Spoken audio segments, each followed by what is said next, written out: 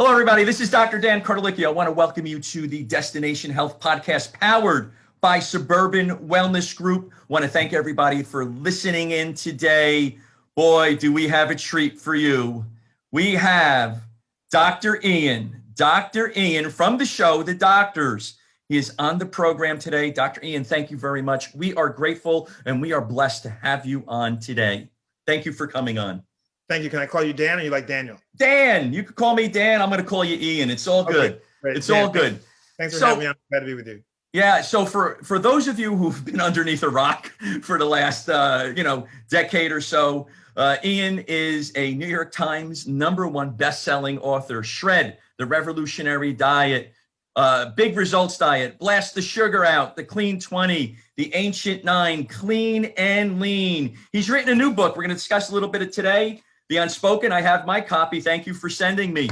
He's been the medical diet expert for VH1, Celebrity Fit Club, Health Initiatives, the 500 Million Pound Challenge. I love that. Makeover Mile. Been on Oprah, been on Dr. Oz, been on everybody. Charitable contributions, on boards for so many different types of organizations. Ian, thank you very much. Let's talk. Let's get right into the newest book, Unspoken.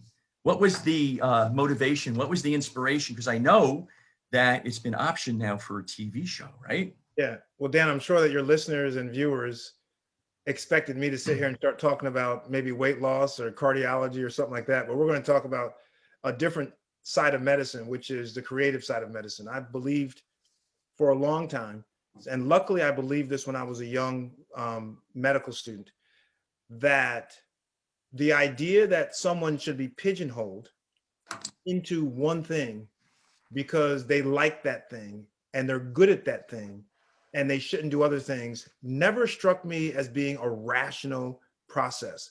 So even as a young guy, I always wanted to be a doctor, but I wanted to be other things too. And I didn't believe that you had to do one at the exclusion of others.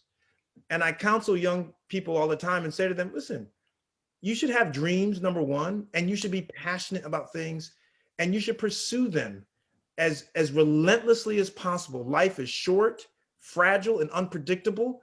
And as my uncle says, this ain't no dress rehearsal. So go for it all, go for it all. So The Unspoken is my third novel. I have been a novelist for years. Most of my work, as you've alluded to earlier, is in the nonfiction realm, health, basically weight loss, award-winning stuff. But I've always had a passion for novels and fiction writing and creative writing. And so The Unspoken is a new series that I've developed. The main character is by the name of Ashe Cayne, who's a former Chicago detective who leaves the department because he won't participate in a cover-up, basically, and decides to hang up his own shingle, and he becomes a private investigator because he's a person who loves justice. So the series really is about this young detective, now private investigator, who takes on very few cases, only those that interest him, in and around the city of Chicago. And the first case in The Unspoken is the case of a missing wealthy North Shore girl who suddenly disappears, and her mother goes down to the South Loop of Chicago to hire our guy, Ashe Cayne, to find her. So it's a little bit about the north side of town and a little bit about the south side of town. That's okay. I grew up in Newark, and we have that north side and we have that south side.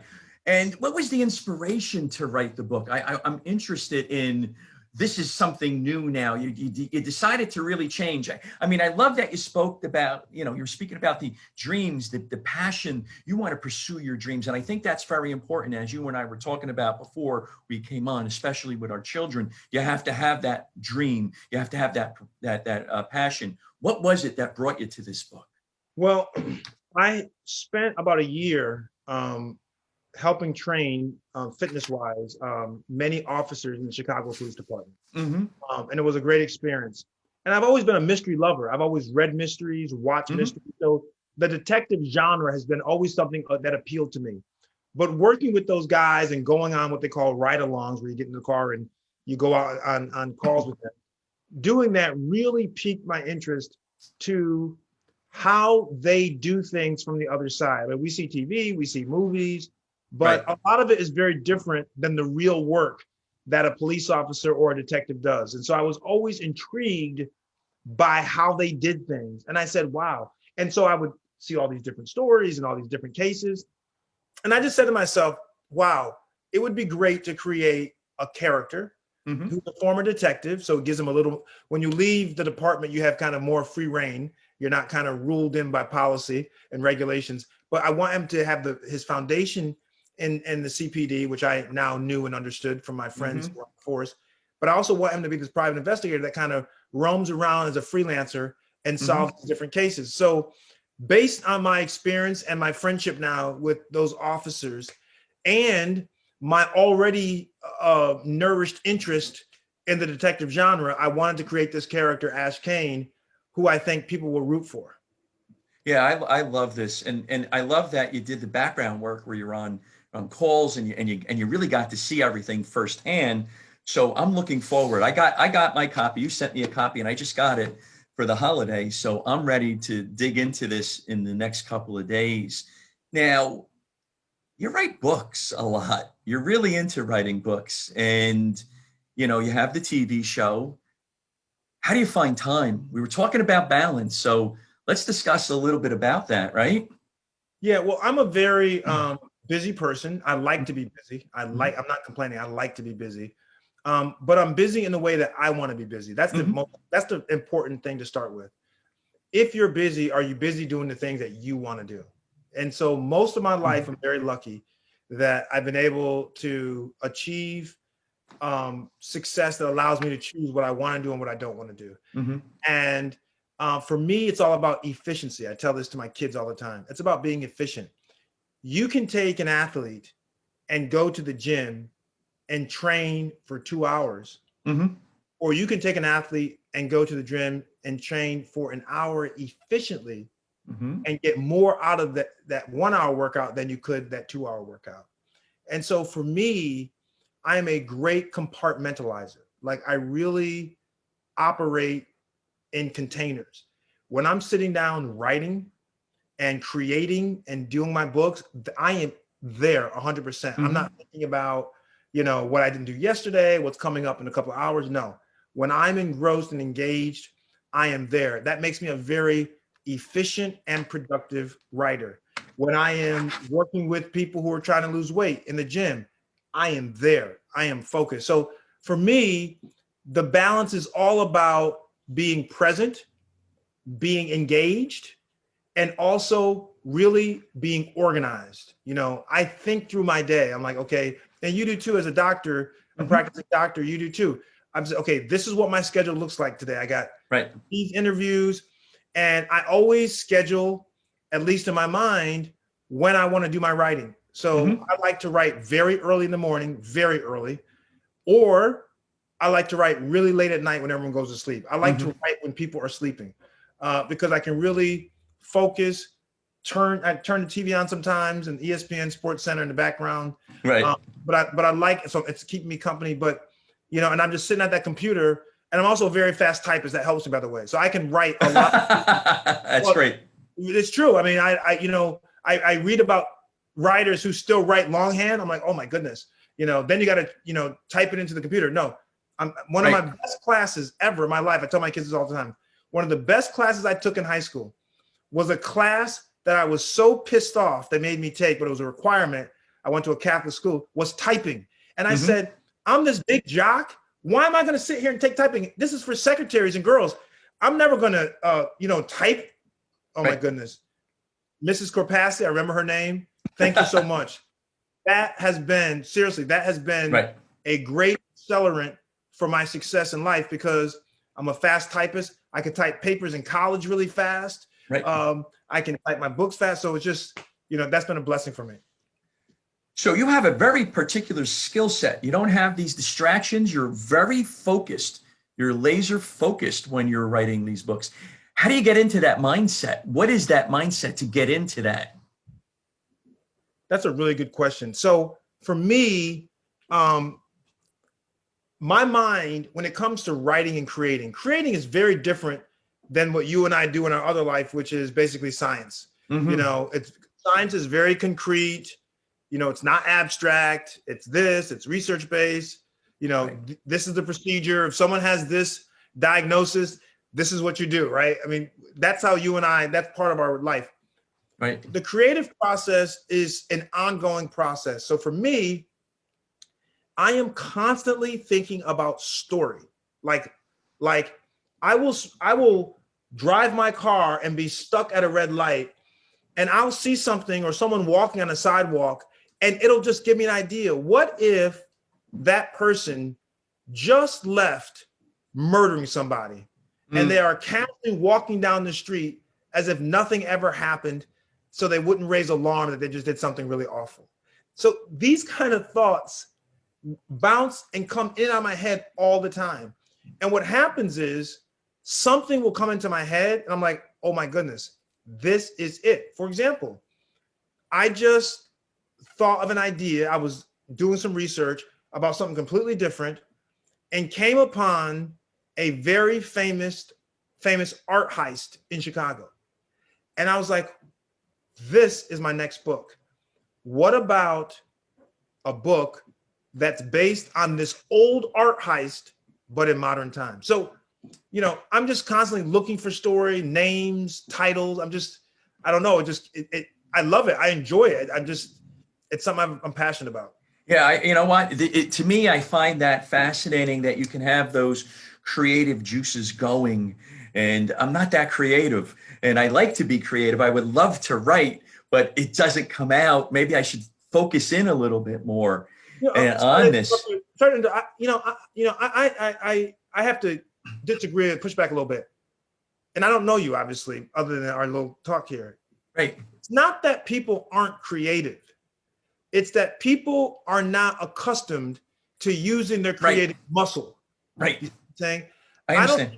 I'm no more creative than you are. You can create great stories. You're probably a great storyteller, just like I can be a great storyteller, but I'm always exercising my muscle. So, you know, if you look at someone's pectoralis muscle, everyone has pectoralis muscles, but the person who is lifting more and using them is going to have bigger muscle. It doesn't mean you don't have them, and it doesn't mean you can't get there. So I think you are creative, but it's where you channel and how you channel that creativity.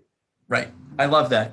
So what I'm going to do is I'm going to call you. I'm going to say, Ian, what do you think about this? And then you can critique me a little bit more. So that would be funny. So this is going to be a series now, right? You're going to make this into a series. Yeah. So it got optioned. So in Hollywood parlance, it got optioned to become a TV series, which means that a producer says to me and my agent, I'd like to purchase the option. That is the ability to make this into either a movie or a streaming show or a network TV series. So the producer buys the option rights to be able to make it. It doesn't always mean it's going to happen. For sure, a lot more material gets optioned and that gets made, but it's definitely a great first step, and it's a necessary first step. And so then what happens is you try to attach an actor to the project. Then once you have an actor or a director who said, hey, I want to do this, so that's called an attachment. Then you go to Netflix, Amazon Prime, CBS, NBC, wherever, Warner Brothers, and say, hey, listen, this is a project we have. We got these people attached. You want to do it? And then say yes. Goes good. That's great. I love that. I can't wait to dive into the book tonight. Now, I'm going to change. I want to pivot a little bit here. 2021 is coming up. What are your goals? What are your dreams? What are your passions? What are you going to pursue in 2021? Well, you know, I got to be honest with you. 2020 for me was an extremely productive year. It was a horrible year for the world. It was a devastating year for so many people. All the lives lost, and we talk about lives lost, also the life experience lost. Kids remote learning, not able to go to weddings, even something as simple as athletic teams, their last chance as seniors to go for that conference title. Championship, Championship, all gone. Right. To be able to break records, all that's gone, not to come back. So it has been a really devastating year, 2020. That being said, I made a decision way back in March, and if people look at my Instagram page, and they should follow me on Instagram, it's at Dr. Ian Smith, spell the doctor out, I-A-N Smith. On my page early in March, I said to people, there are certain things in life you can't control, certain things you can control. Mm-hmm. I'm not going to spend any more energy on things I cannot control. Right. Instead, I'm going to focus on being as productive as possible, Mm-hmm. working on myself, my relationships, my passions. I'm going to give it 100% effort because, hey, look it, we're home, we're sheltered in place. I'm not going to whine and cry about it. I'm going to make something out of it, right? I want to make those lemons into lemonade. And so for me, when you talk about 2021, well, 2020 for me, 2021 is just a continuation of all the good things that I've been working on in 2020. So I got 2 books coming out next year. I do 2 books now. I'm doing a diet book called Fast Burn that comes out in April, which is a great program. You'll love that. And then in October is my novels. So October, I have book 2 of this series. Of this series, right? Yeah, it's called Wolf Point. It's on Amazon.com. You want to check it out. But so I have my books coming out. My family is always priority number 1 for me. I'm in great physical shape. The pandemic has been allowed me to really focus and really stick to a schedule. I don't go to gyms. I go downstairs in the basement and work out. Mm-hmm. So there are a lot of things that I've already been doing in 2020 that I want to continue in 2021. I love that because part of what we do here on the podcast, we love to motivate, we love to educate, and we love to inspire. And just listening to you, I'm inspired to go into 2021 and continue on because 2020 was good for me also. And I tried to motivate, educate, and inspire as many family members and friends. And we decided to do this podcast during this time so that we can, because hopefully somebody's listening to us right now, Ian, and they're saying, you know what? I've always wanted to do this, whatever that is, and I want to get involved in it now. And you can. Nothing is going to hold you back except for yourself, because that's mindset, and you got to have that growth mindset in order to achieve in life. And you can do anything you want. Everybody's got different goals. You don't have to become a doctor if that's not what your goal is. You can be, like you said before, a painter if that's what you want to do with your existence on this life. You have something to give. You have something to give, and please give it. And don't let anything or anybody stop you from doing that. That's for sure, right? Yeah, you got to have resiliency and determination. It doesn't matter what it is that you want to do. First, you have to own it. It's got to be yours. Mm-hmm. Don't take on goals that others have for you if they're not your goals. Right. Goals have to be something you feel you're passionate about. I was listening to a story on the great artist, the post-impressionist, Paul Cézanne. Mm-hmm. And it was amazing how many times he got rejected. He was trying to show his work in what they call the Parisian Salon, mm-hmm. which is the great exhibit every year. And he kept getting rejected over and over. Not just rejected, they ridiculed him because of his style and because of his choice of matter, of what he was painting. And Paul Cézanne is one of the most accomplished, one of the most collected, one of the most valuable, artists there is. And I think in his story, if people go online and hear his story, all those years, I mean, not just a year, years and years of rejection, but he stuck to it because it was his passion. And despite the fact that his father, who was a wealthy banker, wanted him to do something else, mm-hmm. that something else was not for him. Was it in his heart, right? Wasn't in his heart. And so I want to say to those who are listening and watching, find what it is. We all have it. Trust me. Find what it is that really makes you tick, really, and then really pursue it. And don't be afraid. And it's going to require work. Don't be afraid of the work. But, you take one step at a time. And before you know it, you got 10 steps and you got 20 steps, then you got yards, and then you've come miles. So really, I know it sounds cliche, but I think that the biggest part of my success story has been cutting across the grain because that's the direction I wanted to go, not the direction everyone expected me to go or wanted me to go. I love that, going against the grain. That's where it's very sweet, going against the grain, right? That's where the personal success is. Now, you mentioned the book that's going to be coming out, Fat Burn. You're a physician. We're physicians. We deal in the nutritional realm. Tell us a little bit about fat burn. Why is it important to not have high percent body fat? It's extremely important. We could probably go on for 10 hours on this one, right, Ian? Yeah, I wish I don't have a copy, advanced copy. It's called Fast Burn. It's a 9-week program, and the idea behind it is very simple. You know, people want to know, how do I get rid of this stubborn, unwanted fat that is not only aesthetically unappealing, but also, as you know, as a physician, can lead to all types of medical complications, obesity, particularly abdominal obesity. So Fast Burn is a realistic program. It's not an extreme program. It's a realistic program using regular food, using a little bit of intermittent fasting. That's very flexible. Get people to be able to lose weight in a way that is sustainable. So every week of the program is different. And that's the fun part of it. Like, you know, this week may be heavily plant-based. This week may be a lot of, whole grains. This week may be a mix of everything. You may have some meat, some fish, some pizza. So it's a really fun program. There's an exercise component that's very flexible. I've tested it on, probably a couple thousand people, and people lost in 9 weeks on average about 15 to 20 pounds. Wow, that's great.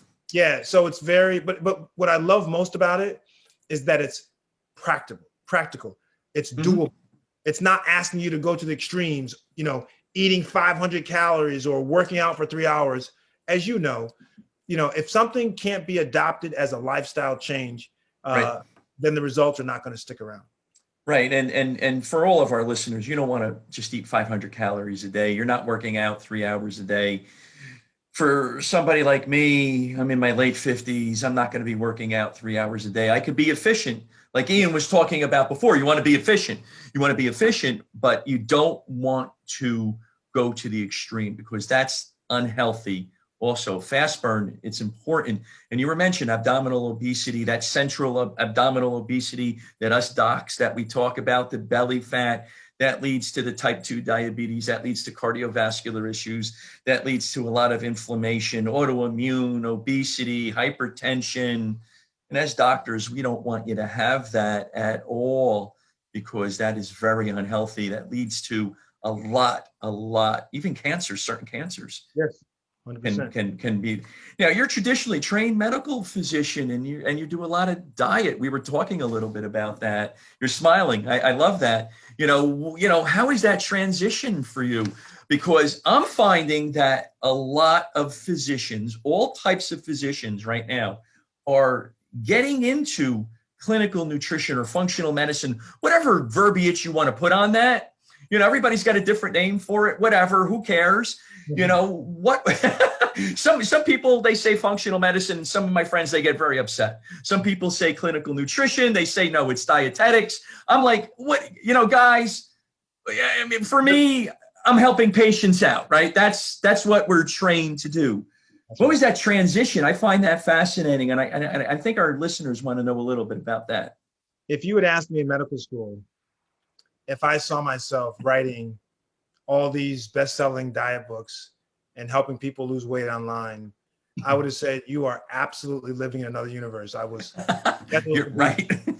I was scheduled to be an orthopedic surgeon, operating all day. I wanted to do total joints, which is when people's joints go bad, do joint replacement. That's what I liked about orthopedics. It's a fun surgery. So that's what I was going to do. And when I left medical school and got into my residency, I started writing for Time magazine, and I'd write this column in the back of the magazine.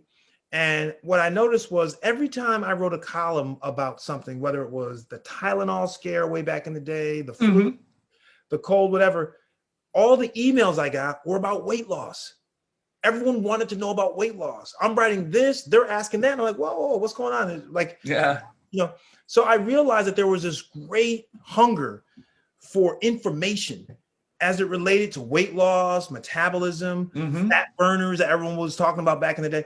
And so I just felt like, as a columnist and a journalist and a medical professional, it was my obligation to really try to help these people, to answer their questions. Even though I hadn't written about it, when they were sending me these emails, I didn't want to like respond and say, I don't know, or that's not what I wrote about. They were asking for help. And that's when I really dove headfirst into understanding nutrition and not just understanding nutritional sciences, but how they apply to us, right? Because you can get very academic and very theoretical, and that's not what I wanted to do. Right. I needed to take this information and make it usable to my readers so that they could change their life immediately. They weren't interested in studies and, you know, coefficients and all this kind of stuff you and I talk about. They were interested in, tell me what I need to do to change my life, to feel better, look better, and have a better life.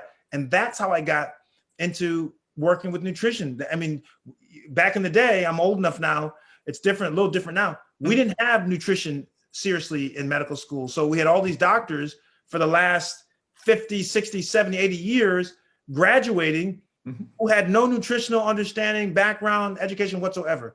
So that was how I really got into writing, studying and writing about nutrition, weight loss, and health maintenance as it relates to body habitus.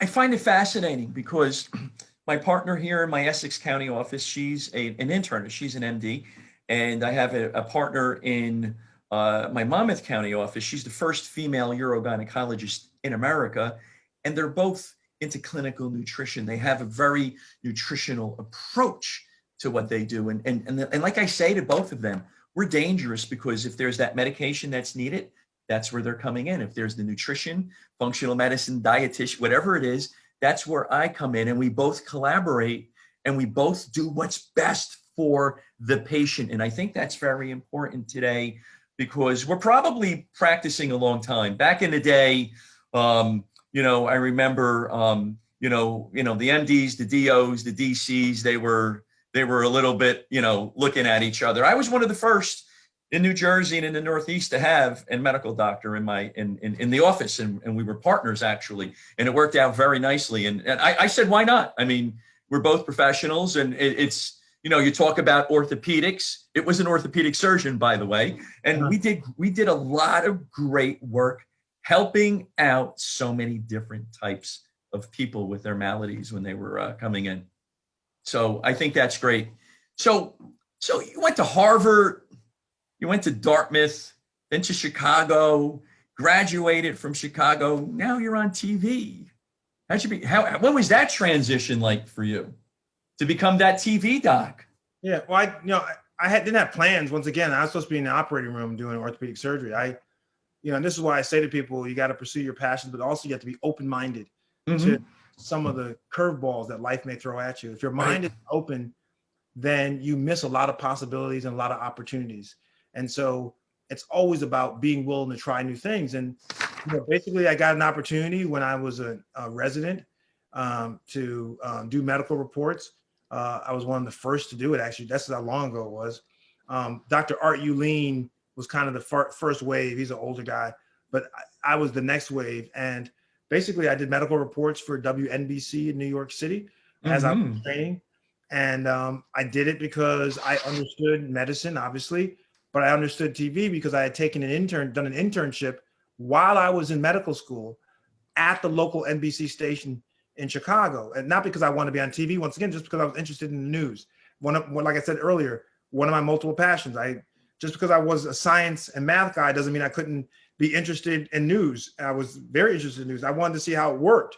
So I did this internship while a medical student, no plan on being on TV. And fast forward, the opportunity came to me, and I was qualified based on my TV internship and based on being a physician to be able to go on air and talk about basic medical maladies and what people could do to prevent them, treat them, or what they should look out for to diagnose them.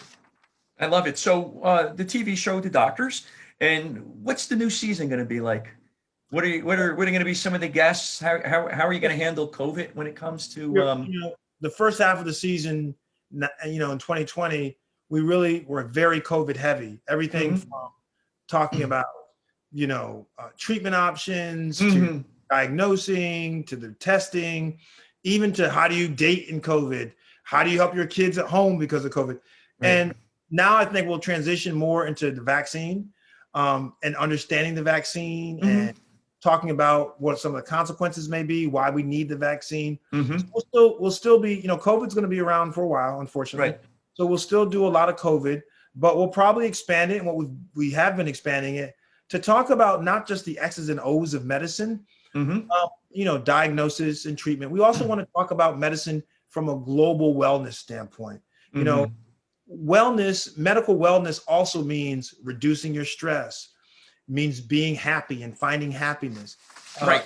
It means building relationships. So, so we're going to have musicians on, we'll have communities on, comedians, because laughter is a form of medicine. So it's going to be a nice, diverse mix of guests that will provide something to everyone. I'm hoping that when you watch The Doctor, you find at least one guest or one topic, at least one, that will really interest you and make it worth your time to watch the show. And I love the global medicine. I love that concept, stress, relationships, because it's just not taking that pill, right? It's just not taking that vaccine. Could be very important part of it, right? Could be very important part of it, just like eating properly, perhaps taking vitamin D if you're deficient in vitamin D. But stress and relationships and other aspects of your life are extremely important when it comes to this. Now, January 4th, you have an 8-week challenge coming up. Tell us about that. Yeah, we're doing I'm doing this called the Take Back Challenge. Basically, let's take our lives back. Let's take back control. And so it's an 8-week challenge online, so people can do it at home. There are 2 different groups that you can join. But basically, it is a daily meal plan, an exercise plan, live workout sessions you can join if you can't make the workout sessions. You can record it and see it later. Also, I'll be doing some Zoom coaching sessions with people can come on Zoom and like this and ask questions, talk about some of their concerns. But it really is to get people to really take some serious steps towards that transformation. Most people are off of their, I'm not a big New Year's resolution guy. Most people are off the resolutions by February. And so I made it 2 months so we can at least go into early March. This idea of having an organized program and support. People need support. So people, if you're interested, send me an email. The email is takebackchallenge@gmail.com, takebackchallenge@gmail.com, and I can send you the registration links. Send me the registration links, and we'll make sure that those are in the show notes so that individuals can. Now, what I find interesting is that I've heard you speak about mindset from here up, and you have your book Mind Over Weight, and you need to have a proper mindset in order to lose weight. Tell us a little bit about that. I think that's very important. Yeah, this is the book actually, Mind Over Weight. And of all 19 books that I've written so far, I don't like to stratify them, but this book is special. It's special because this book deals with everything above the neck. And in life, particularly with weight loss, your starting point really needs to be what's between the ears. You can have the best diet plan, you can have the best trainer, a gym membership, and you can lose weight without your mind being right. But when you get your mind in the right alignment and you get it early, that really can be life-changing. And so I love this book because it talks about how do you find your motivation? How do you keep it? How do you choose the right plan for yourself? Not all plans are right for everybody. How do you set goals? I mean, people think, well, I want to lose 30 pounds by summer. Well, that's a goal, but there's a science to creating proper goals. How do you fix your food relationship? How do you improve your environment? So there are 7 small chapters that deal with 7 major points. And I'm really proud of this book because people who read it talk about how there are things that they never thought of before that were hindrances to their success, obstacles from them to them getting ahead. And so, I encourage people to check out Mind Over Weight. It's one of those books where you read it in an hour and a half. It's really small, by the way. I purposely, look how small it is. Small. So it is a palm. It's definitely a palm book, right? but I made it that way. I told my publisher and I fought with him. Listen, I want this to be a small book. I want it to be an easy book to read, full of great and dense information. Mhm. So it's small, but tons of information. And I also want it to be very affordable. So I think on Amazon it's like $8 or something like that. I saw the other day. So it's not about selling books. It's about people being able to get this as a tool in their arsenal to be able to combat not just weight loss, but other issues in life. You know what? I love that, because when you were saying your food relationship, I wrote down and I circled it multiple times, relationship with food, because I'm always talking about having a relationship with food with my patients. And some of them have a good relationship, some not so good. And it's very important to do. And I'm going to get a copy of that book, and we're going to figure out how to hook it up to my website if it's okay with you. We'll talk about that, because I think that's an important book to read for my patients before they start the program that we do in the office, because I'm not a psychiatrist, I'm not a psychologist, I'm not a therapist. So I think that would be very important. We're almost done with our time here. One more question. Anything else you want to discuss? Anything else? Any other thoughts before we get off today? Sure. I think that people should look at this pandemic as an opportunity for growth. For those of us who are blessed enough to have survived it, look at it as an opportunity for growth and look to learn the lessons of it. And I think one big important lesson for all of us is that we are much more powerful, much more successful together. And life is not promised to any of us, and it is fragile and precious and unpredictable. Every day your feet hit the ground, you should be grateful. And you should be determined, no matter how difficult your time may be, no matter what challenges you face, be determined to squeeze the most out of life that you can. It goes by really fast.